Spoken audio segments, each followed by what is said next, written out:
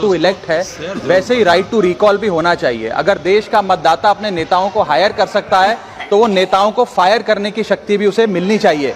Sir, right to recall is a mechanism that empowers the voters to de-elect a neta representative before the tenure ends if he fails to discharge his or her duty। Sir, हम MP MLA चुनते हैं, उसके बाद अगर वो काम ना करे, अपने वादे भूल जाए, जनता से दूर हो जाए, तो 5 साल तक इंतजार करने के अलावा जनता के पास कोई ताकत नहीं है।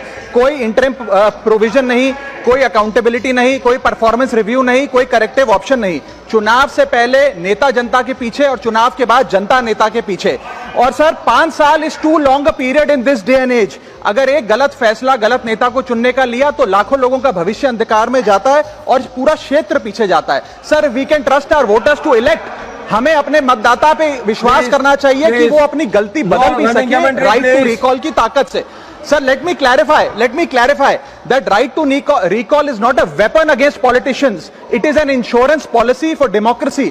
और भारत के संविधान में जब आप राष्ट्रपति को इंपीच कर सकते हैं टेन्योर के दौरान, उपराष्ट्रपति को हटाने का प्रावधान है, जजों को इंपीच करने के लिए प्रोसेस लेट डाउन है, यहां तक कि रूलिंग गवर्नमेंट के खिलाफ नो कॉन्फिडेंस मोशन लाकर आप सरकार बर्खास्त कर सकते हैं। तो एमपी एमएलए अगर आपका नॉन परफॉर्मिंग है तो उसको हटाने के लिए क्यों नहीं राइट टू रिकॉल मतदाता को देना चाहिए। दुनिया की 24 से ज्यादा डेमोक्रेसीज में राइट टू रिकॉल का मैकेनिज्म लागू है, जिसमें यूएस, कनाडा, स्विट्जरलैंड जैसे देश है। मैं आपको उदाहरण देता हूं सर, कैलिफोर्निया में गवर्नर क्रिस डेविस नाम के नेता 2002 में चुने गए।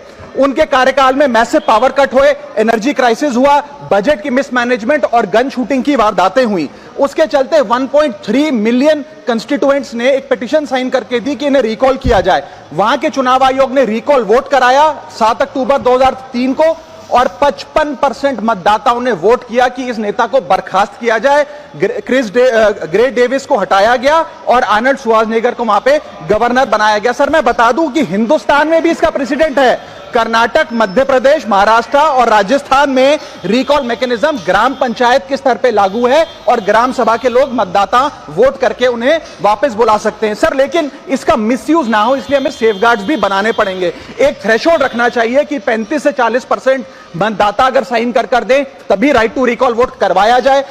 नेता को 18 महीने के लिए परफॉर्मेंस पीरियड देना चाहिए, कूलिंग ऑफ पीरियड, जिसमें उसे ना हटाया जाए। स्पेसिफिक ग्राउंड्स फॉर रिमूवल होने चाहिए ताकि फ्रिवलेस ग्राउंड्स ना हो और रिकॉल कम से कम 50% वोटों के बाद हो। ऐसा होगा तो पार्टियां भी ऐसे लोगों को टिकटें देंगी जो परफॉर्मर्स हो, ना कि नॉन परफॉर्मिंग एसेट, और भारत की डेमोक्रेसी मैच्योर होगी, सिटीजन एम्पावरमेंट बढ़ेगा and recall will give the voter the power to fix that right.